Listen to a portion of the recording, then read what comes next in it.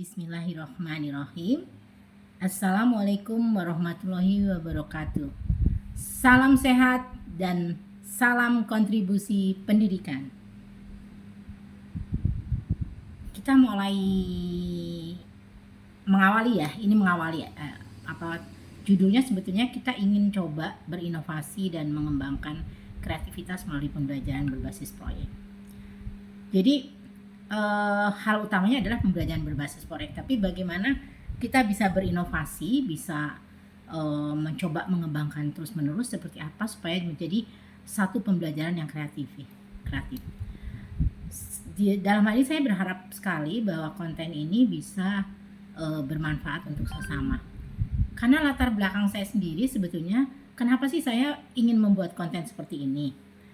Saya berharap ilmu yang sudah dititipkan Allah yang begitu banyaknya, yang begitu banyak dan bervariasinya, itu bisa saya kontribusikan, saya sebarkan kepada siapapun yang memang berminat, dan itu saya sangat berharap atas ridho Allah menjadi satu rangkaian atau untayan ilmu yang bermanfaat yang bisa menjadi bekal untuk saya di akhir kehidupan saya ini. Baik, kalau kita ini selintas sebelumnya sekelumit suara hati saya, kita bisa langsung mungkin yang kita ingin tahu di awal, karena gini, sebetulnya pembelajaran berbasis proyek itu sudah banyak sekali ya, saya lihat sudah beberapa banyak konten dan itu sudah sangat memenuhi dari sisi proses prosedur ya. Kalau saya mungkin lebih bagaimana sih sebetulnya pemahaman yang sebenar-benarnya harus seperti apa sih yang namanya pembelajaran berbasis proyek itu, dalam arti kata realnya apa yang akan dilakukan seperti itu. Jadi karena kalau kita ambil intisarinya gimana, bahwa pembelajaran berbasis proyek itu sebetulnya lebih kepada implementasi metode pembelajaran yang mengkondisikan kelompok belajar ataupun tutor pendamping itu dapat melakukan rangkaian tindakan yang nyata yang mempunyai pendekatan dalam kehidupan keseharian, bisa dilakukan dengan cara simulasi atau betul-betul dengan cara yang nyata juga, seperti itu. Contoh misalnya, kita kalau kita bicara yang nyata misalnya, kita bisa mengambil misalnya untuk kehidupan berkelanjutan, kita bisa mengambil satu tema kehidupan berkelanjutan, subtemanya kita bisa mengarah kepada penataan sekolah misalnya. Nah, objek proyeknya antara lain misalnya bertanam bunga di sekolah, misalnya seperti itu. Kemudian kalau kita mau mencoba mengimplementasikan seperti apa sih kehidupan seseorang atau kehidupan salah satu anggota kelompok belajar, kita juga bisa mengambil misalnya judulnya atau objeknya, judulnya itu keseharian, seperti itu, dan masih banyak lagi, itu sangat beragam. Kita bisa juga mengkaji terhadap alat transportasi. Bekerja di kantor juga bisa dijadikan poin untuk bagaimana kita bisa memadukan antara tematik ilmu pengetahuan atau pembelajaran yang diberikan di sekolah, bisa kita terapkan dalam pembelajaran berbasis proyek dengan judul bekerja di kantor. Kemudian juga bisa membuat robotik humanoid, yaitu misalnya itu mungkin sudah yang kejuruan seperti itu. Kurang lebih kayak gitu. Jadi pembelajaran berbasis proyek ini sebetulnya sangat komprehensif ya. Kenapa ini sangat menarik? Karena ini syarat dengan kombinasi kehidupan dengan bagaimana mata pelajaran ini masuk ke dalam kehidupan keseharian. Oleh karena itu pembelajaran berbasis proyek ini kita bisa tematik, bisa belajar dengan cara tematik, yaitu dengan beberapa mata pelajaran atau semua mata pelajaran bisa masuk ke dalam konsep ini, sehingga akan sangat menarik akan sangat menarik. Tapi memang konsekuensinya memang betul-betul mesti effortnya, mesti usahanya, mesti cukup intens, cukup tekun, supaya bisa membentuk satu proses yang sangat komprehensif dan holistik. Ya. Kemudian kalau kita ingin tahu prosesnya, sebetulnya dia dari mulai konsep, dari mulai persiapan konsep, kemudian juga perencanaan, pelaksanaan, audensi, kemudian juga evaluasi, dan sampai dengan kepada tindak lanjut seperti itu. Jadi menarik banget, betul-betul menarik, dan pasti saya yakin dengan pembelajaran berbasis proyek ini akan menjadikan tutor pendamping maupun kelompok belajar yang dimana kelompok belajar ini terdiri dari beberapa anggota itu akan menjadi lebih kompeten, akan meningkatkan kompetensinya, akan aktif, akan kreatif, akan kolaboratif dan komunikatif, dan bahkan bisa mengukur hasilnya seperti apa, dan juga bisa membuat satu aktivitas yang sangat-sangat kreatif yang bisa menjadikan proses ini menjadi lebih hidup. Seperti itu, jadi sangat menarik ya, sehingga kita bisa mengambil dalam pembelajaran berbasis proyek kontennya bahwa kita akan melakukan satu proses dari awal sampai akhir, dan itu akan mengakomodir beberapa mata pelajaran di situ. Jadi bagus banget. Jadi kalau memang sekarang permasalahannya kan memang pada saat tutor pendamping membuat konsep itu betul-betul harus mempunyai waktu. Terus siswa, taruhlah bukan siswa, misalnya saya sebut mungkin lebih ke kelompok belajar supaya lebih dinamis, jadi bisa juga itu menjadi lebih matang pemikirannya dalam hal bagaimana mengimplementasikan mata pelajaran dengan kehidupan keseharian. Mungkin akan muncul juga sebetulnya apa sih tujuannya, seperti itu ya. Sebetulnya akan muncul tujuannya apa gitu dari pembelajaran berbasis proyek. Pembelajaran berbasis proyek yang dengan sistem belajar yang komprehensif jelas akan bertujuan membentuk tutor pendamping atau kelompok belajar yang terlibat itu akan menjadi termotivasi untuk lebih aktif sesuai tugas masing-masing tentunya, karena masing-masing berbeda. Yang tutor pendamping tugasnya apa, kemudian kelompok belajar juga tugasnya apa, dan di situ masing-masing akan mengekspresikan ilmu pengetahuannya, kemudian tentunya akan secara tidak langsung maupun langsung akan menambah kompetensinya, kemudian juga akan mengekspresikan pemikiran yang inovatif, kreatif, dan juga dituntut komunikatif, kolaboratif, karena apa yang sedang dibuat, apa yang sedang didiskusikan, apa yang sedang dikomunikasikan, semua harus menggunakan bahasa-bahasa yang bisa orang itu atau pihak lain memahami. Seperti itu. Kemudian kalau kita mau tahu konsekuensi, kita pengen tahu, terus konsekuensinya apa dong dengan pembelajaran berbasis proyek? Konsekuensi pertamanya harus bisa menentukan tema, subtema maupun objek proyek itu sendiri. Kemudian juga konsepnya harus ada dulu supaya bisa menjadi acuan dalam proses kelompok belajar itu mengembangkannya. Kemudian anggota dari kelompok belajar harus punya peran, harus punya tanggung jawab masing-masing. Jadi semua harus dikondisikan untuk terlibat.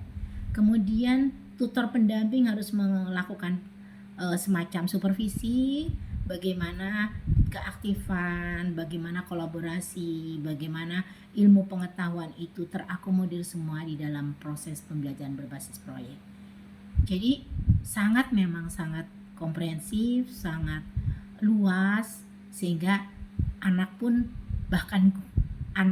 atau kelompok belajar, anggota kelompok belajar maupun tutor pendamping itu akan dimotivasi bagaimana supaya berpikir lebih hidup, seperti itu. Tutor pendamping jelas akan mempunyai fungsi yang sangat penting, yaitu sebagai pengarah, fasilitator, dan evaluator. Saya rasa seperti itu ya, betapa pentingnya tutor pendamping di sini. Karena tutor pendamping ini akan menjadi pengarah, memfasilitasi, juga mengevaluasi. Jadi sangat kompleks sebetulnya tutor pendamping. Oleh karena itu, saat kita mau membangun satu pembelajaran berbasis proyek, itu harus betul-betul difikirkan matang-matang konsepnya, agar pembelajaran apa yang akan dievaluasi, yang akan dinilai, kompetensi apa, kecerdasan apa yang akan dinilai, itu semua bisa terangkum dalam konsepnya. Seperti itu. Muatannya sebetulnya sangat besar ya, kalau kita bicara soal pembelajaran berbasis proyek ini. Kita sangat dinamis sekali, muatannya sangat dinamis. Kadang satu poin saja atau satu pokok bahasan saja, misalnya pokok bahasan bertanam bunga di sekolah, itu tidak hanya masalah bertanam bunga, tapi juga bisa ilmu agamanya dimasukkan, ilmu IPA-nya dimasukkan, pengetahuan PKN-nya dimasukkan, matematikanya dimasukkan. Jadi bisa semua itu terakomodir di situ. Nah, itulah fungsi dari tutor pendamping di situ. Baik, kita coba melangkah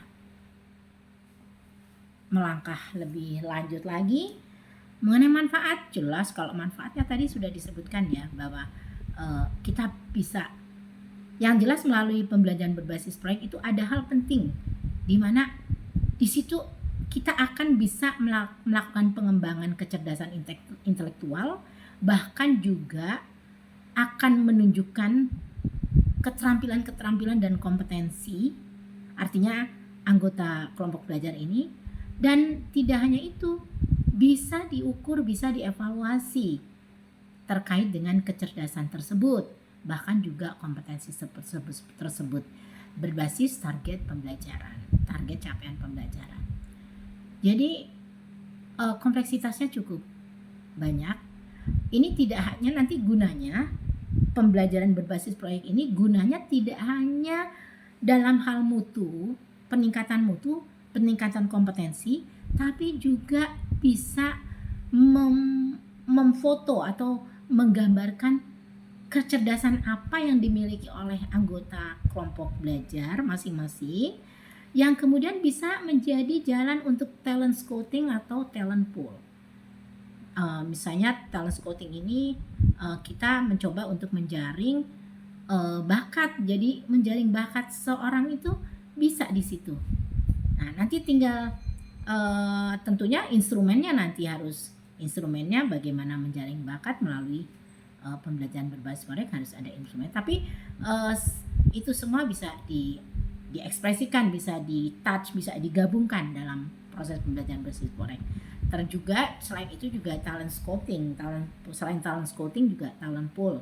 Jadi nanti bisa mengelompok-kelompokkan bakat dari keanggotaan yang terlibat dalam pembelajaran berbasis proyek tersebut. Kemudian kalau manfaat untuk tutor pendamping, jelas manfaatnya sangat tinggi, karena di situ akan terlihat tutor pendamping itu akan tangguh, akan betul-betul matang menjadi pengarah, menjadi fasilitator, menjadi evaluator. Dan itu adalah sebuah karya besar dari tutor pendamping. Kita punya beberapa nih, saya coba gambarkan 9 kecerdasan yang menurut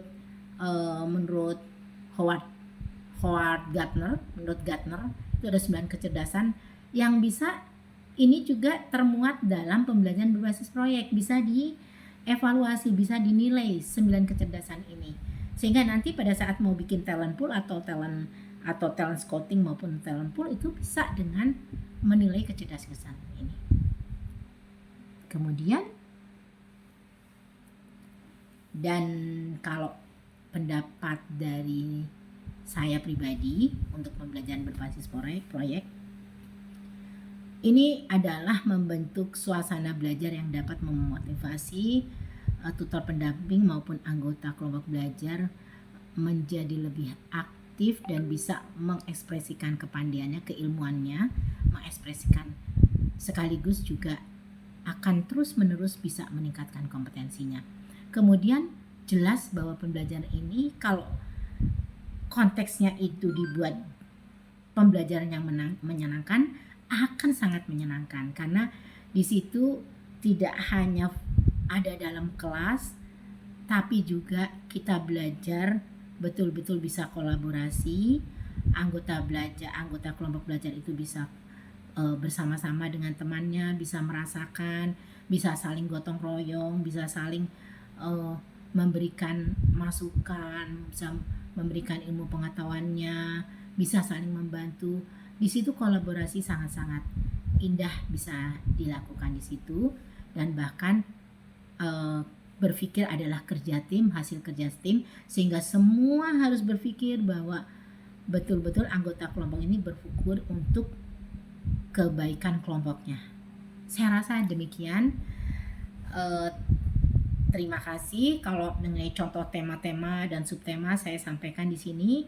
Nanti di sini ada contoh tema, ada subtema, tapi ada hal penting yang perlu disampaikan adalah kalau ada pertanyaan, sebetulnya apakah jenjang pendidikan bisa nggak seluruh jenjang pendidikan itu menggunakan judul proyek atau tema atau subtema yang sama? Bisa saja, boleh, tidak ada masalah. Yang membedakan itu adalah nanti prosesnya, kedalaman prosesnya, karena kedalaman proses ini akan sangat ditentukan oleh konsep-konsep yang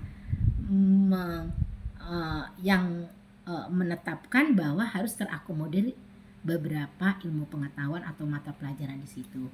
Kemudian juga mungkin tingkat kesederhanaan, tingkat kekomplekasian juga berbeda. Itu yang kalau judul bisa sama. Contohnya misalnya bisa ada misalnya objek proyek menciptakan ruang kelas yang aman, nyaman, dan menyenangkan. Tentunya bisa saja. Apakah itu pada jenjang sekolah dasar, jenjang sekolah menengah pertama, jenjang sekolah menengah atas, misalnya kejuruan, boleh saja, bisa saja menggunakan itu. Nanti akan berbeda sesuai dengan target pemenuhan capaian pembelajarannya. Jadi bisa berbeda dalam prosesnya dan maupun hasilnya, dan bagaimana nanti apa yang akan dievaluasi juga tentunya berbeda. Di sini kita akan coba berikan contoh, misalnya tema, subtema, dan objek proyek. Ini ada beberapa bisa dilihat. Gaya hidup berkelanjutan misalnya kita bisa menggunakan subtema keragaman hayati. Objek proyeknya bisa misalnya bertaman di kebun, membuat membuat taman-taman di sekolah juga bisa, taman bunga di sekolah bisa, atau kebersihan lingkungan bisa di sekolah, atau juga peningkatan sarana air bersih misalnya untuk subtemanya, misalnya bagaimana penyiapan sarana-sarana di sekolah, kemudian lain-lain. Bahkan bisa melakukan audiensi dengan pihak luar, misalnya instansi air minum, misalnya dengan perusahaan daerah air minum, misalnya kita bisa mengambil judul misalnya penyediaan sistem jaringan air bersih seperti itu. Jadi sangat beragam, sangat mempunyai peluang yang luas untuk bisa meningkatkan keilmuan, bahkan menimbulkan keilmuan. Kemudian lanjut dengan misalnya kita ingin menggunakan kearifan lokal, temanya itu bagus juga. Ada beberapa juga subtemanya, objek proyeknya. Bisa dilihat langsung. Ini nanti kita insya Allah pada vlog-vlog selanjutnya mungkin kita akan coba membuat yang lebih real seperti itu. Ini contoh satu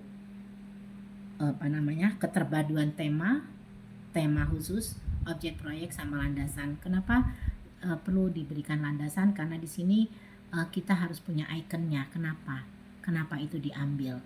Kenapa itu dibuat objek proyek seperti itu? Baik, ini proses-proses yang sifatnya nanti mungkin akan lebih dinamis lagi. Saya rasa demikian. Wabillahi taufiq wal hidayah. Wassalamualaikum warahmatullahi wabarakatuh.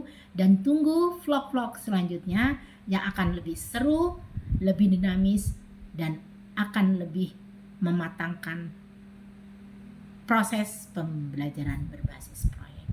Terima kasih. Wabillahi taufiq walhidayah. Wassalamualaikum warahmatullahi wabarakatuh.